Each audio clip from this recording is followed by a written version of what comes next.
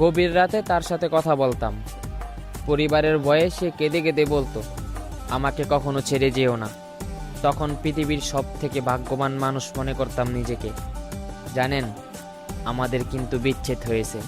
मेरे माहिया सनम जानम कि वे करे अनमी दानम शब गुजरी ते जग सोया।